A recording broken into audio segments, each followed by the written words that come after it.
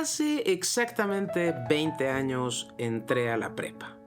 Sí, no me lo tienes que decir, hacer las cuentas me dio justo en la vejez.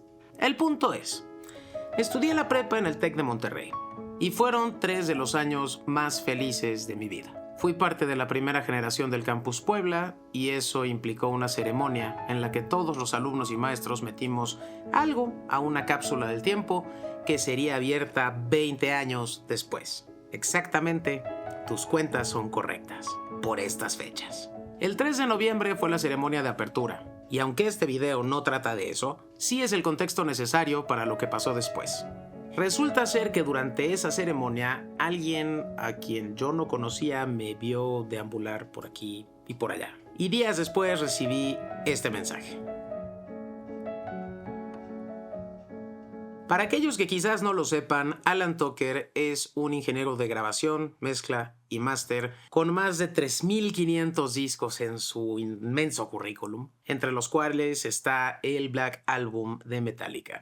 Ha ganado múltiples Grammys, discos de oro y hoy en día es profesor adjunto en la NY University Steinhardt School y profesor distinguido en el TEC de Monterrey, Campus Monterrey. Entonces, como tú comprenderás, oh amada y sensual criatura, pues yo iba a decir que sí. Y así fue. Platicamos un ratito y te voy a dejar la entrevista completa porque algunos de sus consejos son cosas que yo no había pensado antes, que yo no había considerado antes y que estoy segura que tú tampoco. Así es que vale oro esta entrevista con Allan Tucker. Muchas gracias al TEC de Monterrey Campus Puebla por de nuevo abrirme sus puertas ahora pues para algo un poco diferente que reprobar cálculo integral. Pero antes de la entrevista vamos a hablar brevemente de nuestro patrocinador de hoy, Epidemic Sound. Como ya sabes, Epidemic Sound es mi plataforma favorita en el mundo mundial para obtener música legalmente, para estos videos, para videos de mis clientes y para un sinfín de cosas, ya que tienen efectos de sonido y una librería que se extiende hasta el infinito y más allá. Sus funciones de búsqueda son una maravilla, ya que nos permiten ponernos creativos con las palabras que usamos. Podemos buscar por estado anímico, por género, por instrumento, por vocal o sin vocal. Podemos buscar de una gran cantidad de maneras y eso hace que encontrar la canción adecuada para ese video específico sea muy fácil. Otra de las funciones que me encanta y que uso todo el tiempo es que nos permite subir videos para probarlos con diferentes canciones sin tener que descargar las canciones para luego probarlas en el software. Esto es maravilloso porque podemos ver si el video cuadra con la vibra, con el beat, con los instrumentos o con lo que sea de la canción que nos está empezando a convencer. Y como estamos en Cyber Week y Black Week y Black Friday y el Buen Fin y todo este tipo de cosas que pasan en noviembre en diferentes países y a diferentes horas, Epidemic Sound no se queda atrás. Así es que con el enlace que está aquí abajo en la descripción vas a tener no 1, sino 2 meses gratis. Tienes tu mes de prueba y un mes gratis. Y adivina qué, la música que utilices para tus proyectos durante estos 2 meses de prueba se va a quedar funcionando para siempre. No vas a tener problemas de copyright de ningún tipo. Así es que durante el resto de este video, por supuesto que va a sonar música de Epidemic Sound. Vas a estar viendo los títulos a las canciones aquí en algún rincón recóndito de esta pantalla. Pero ve, haz clic en el enlace de aquí abajo. Nice to meet you, Allan. It's a pleasure to be here with you.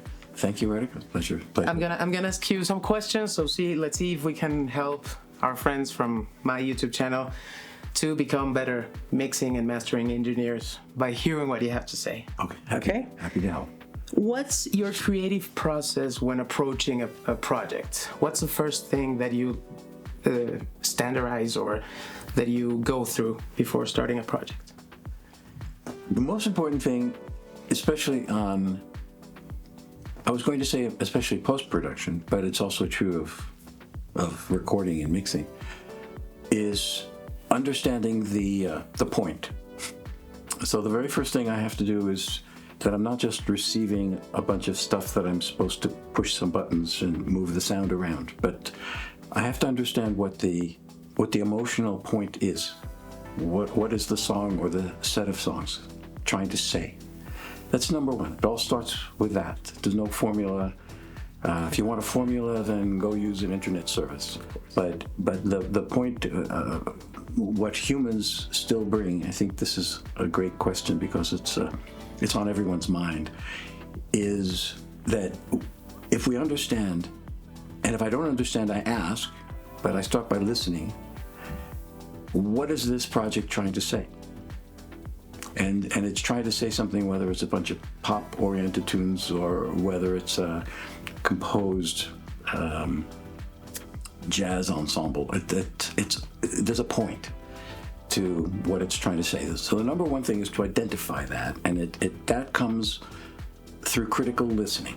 So the concept of critical listening, which is listening to first one song and then hopefully a set of songs, is why were the decisions made that created this thing? Why? And then why were those sounds chosen, and then why were they placed in space that particular way? And if we don't ask those questions, then we're being casual listeners, chaotic listeners, not critical listeners.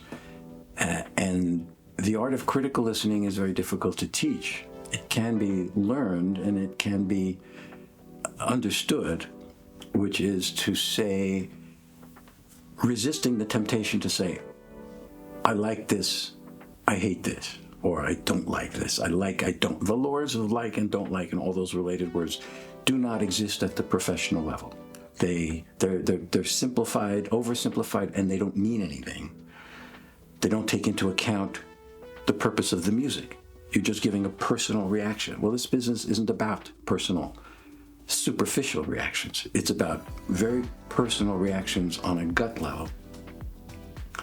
And if we allow the music to come to us without preconceived ideas, and we stay open-minded about what the concept might be, then we have the best possible chance of fulfilling the story that this set of songs is trying to tell. And I don't mean a narrative story, going to the movies and not the ABC, but rather the creative narrative that's embedded in any group of songs by a single producer, a single artist. Great.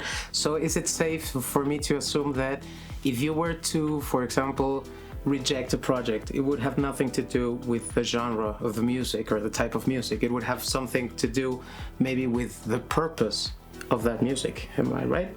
Yes, that's absolutely right. It would have to do with my perception of the care with which it was created. Okay.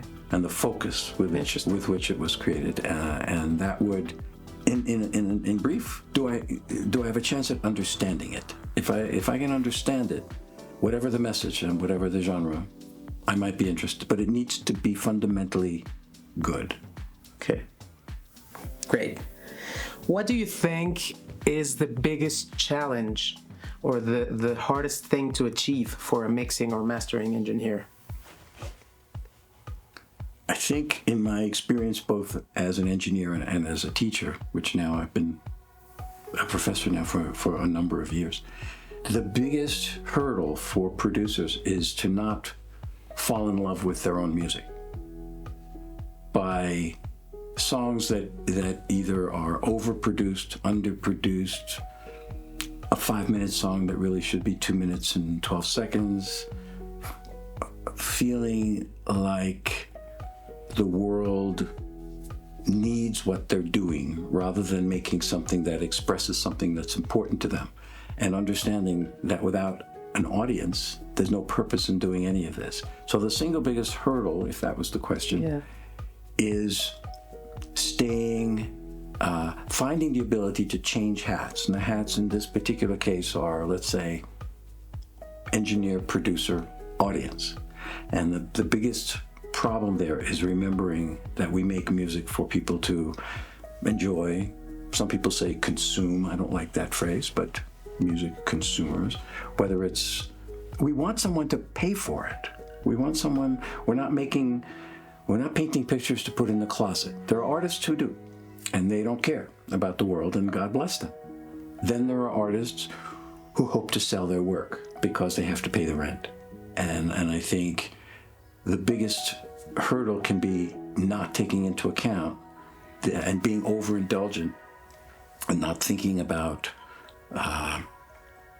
where to start, where to stop, most important, where to stop, and then to find expressions outside their comfort zone, because many producers listen only to a limited range of music, so their models are limited in range. The world doesn't necessarily need another one of those, another record like that, but they might need a record that implies this, but also goes in a novel place, to a place that's as highly personal and special. So there's personality, and that personality has to show that we're not robots, and we don't want to be. So what we have to offer is our experience. Producers have their inner conflicts and happinesses and sadnesses, and if they can get that into their music, I think it has a chance of finding an audience. Okay. More personal, maybe a little bit less technical? Or what do you think is the balance between... Knowing too much can be a problem. So over-reliance on technology is a problem. Because everybody's got technology. It's gotten very, very inexpensive. And everyone with a laptop basically has a recording studio. So it's not, and the quality is surprisingly high. It's not necessarily great, but so the balance between art and technology, if you will, oversimplifying, is that's one of the, I think that can be a hurdle for an aspiring producer and artist and engineer, because again, changing those hats. I don't want a client. I remember a client who came to me and told me that she wanted more 3.2K in the mix, and I said, What? Excuse me? First, can we let's talk more about what this. Later on, I found out that on the little console that she was using to make it, the mid-range was called 3.2K. So to her, when she wanted something to have a little more mid-range punch, that's the only thing she could do. So she was telling me, who've got the world's best processors and equalizer in front of me, that she wants more 3. And I thought that was unfortunate, because she was responding emotionally to the music, and she was trying to communicate what she wanted, but she was saying it in a technical way. It would have been better if she could have expressed it in a human way and an emotional way. And we all disagree on what those words mean: brightness, aggressive, air, fatness, all these. But as vague as they're still extremely useful words, and I think if we at the professional level we expect and we agree to be respectful of what we all do best, and to collaborate, and the best way that we collaborate. And so if I'm producing, I know it's much harder to produce an engineer. In fact, it's close to impossible to do a great job. And I'm a firm believer in not producing yourself as an artist, because of the extreme difficulty of knowing when you've got the best material and getting creative ideas, and because you're so overly concerned with the technical, pushing a little red button, and pushing a little red button and getting back in time to play your guitar part. Well, that's just too many distractions. You just want to be able to play. Therefore, you need someone that you trust to be with you. And it doesn't have to be a professional engineer necessarily, but you need somebody with you to help keep the train on the tracks, use your time efficiently, make sure you stop when you have good material, and get on to something else. Perfect. What are the most important things, maybe 2 or 3, that you wish you knew when you started out in the music business? Well, that attacks me on many levels. I wish I knew better early on who I could trust. Okay. Initially, I kind of trusted everybody, and that worked to a degree. I certainly was able to absorb, be exposed to a lot of interesting situations, and learned a lot. And then there were inevitable conflicts. Some were business conflicts, some were creative conflicts, and I needed to reach down and learn new ways to both protect myself, but also remain completely receptive to ideas and collaboration. So I think I didn't initially understand where those boundaries are. Okay. And so I was originally thought I was going to be a rock and roll star, like so many of us did. And that was my entree. That's how I got into the business as a singer-songwriter, doing recordings in a Manhattan studio in 1969.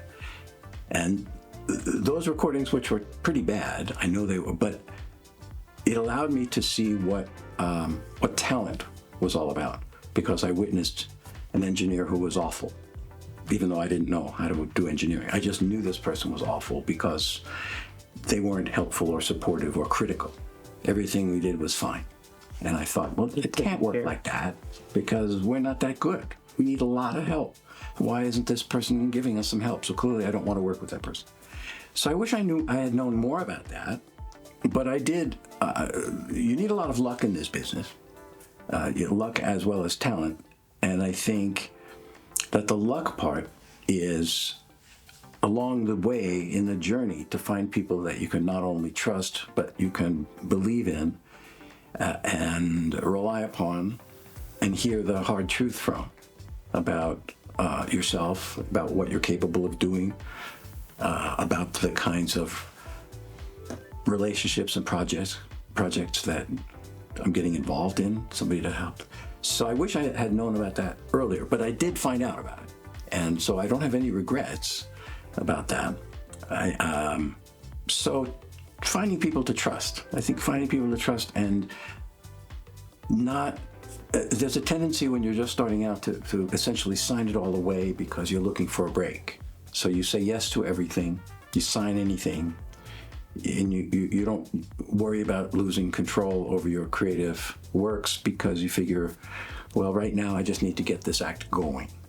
And there is validity to that. That's not entirely wrong, but it's important to put limits, I would say, to people that are starting to get their act together now, is to, if you're going to start doing things like that, a speculative deal or even a free deal, and I've done many of those in my career, and many of them have worked out great. And the reason they worked out great is because I put limits on them in writing. So don't be afraid of the business side. You must embrace the business side of this, the reality that you're protecting your own future and your own talent. And if you do something for free and it becomes super successful, you don't want to be cut out of it. Or if you do, you don't want to be cut out of it more than once.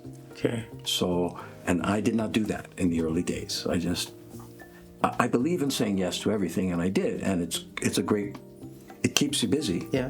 You don't always make any money, but it does eventually open enough doors so you can be more selective. You can say yes, but with limits. Yes, with limits. Okay.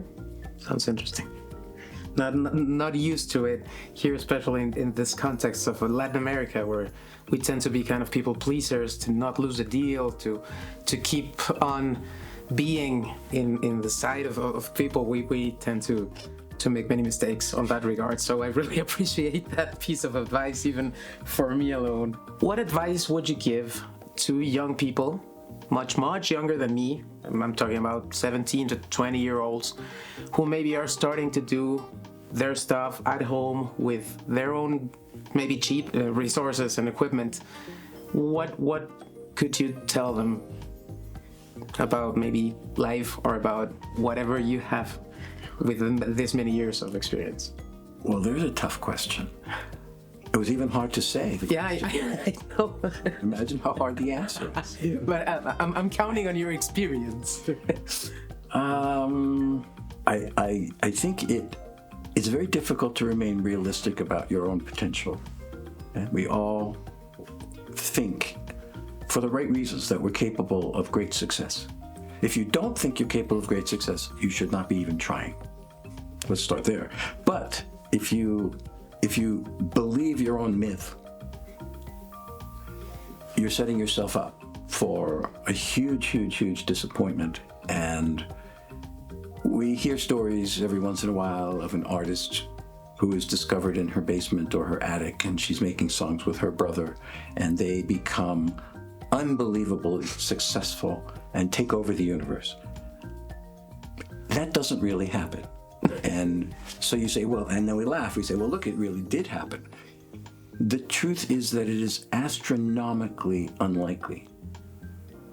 It's like one drop of rain dropping in the universe and it lands on me. It's just not going to happen. So we must try, but we also must seek out the best possible collaborations that we can while remaining true to what we want to do. So if we have to, remember those pictures, so if we have to paint some pictures to sell, we do, but we also want to have a special room where the pictures go that we really love. And that's the music that you should continue to make while you play and perform and try to move your stuff around until that magic moment when your soulmate collaborator finally appears, and then maybe you really do take over the world. But it's unlikely. So having plan B and plan C, I think, is really important. It depends on how much risk one is prepared to take. In the U.S., young people want to leave home as fast as possible. That's a key fundamental cultural difference. Yeah. And they will do anything to get out, take risks, and go work as waiters in restaurants and do terribly menial jobs while they try to pursue their careers. That's not necessarily done here. And while that's neither good nor bad, but it's a certain mentality of risk-taking. And it's a lot more, it's less risky when you know that you can go home tonight to the family house and you have a place to sleep and dinner and wash your clothes. So that, it would be useful to find a middle ground, okay, to consider. I'm not saying to reject that whatsoever, but I'm also saying that can be inhibiting because that can be too safe. And the creative arts is not a safe place. Artistically, emotionally, it's just not a safe place. It's a naked, bare, mean place with people looking to steal your stuff, your creative ideas, and appropriate this and walk away with that. That's the industry. And not only the music industry, all the creative arts, but I know the music industry pretty well. And that's who runs it.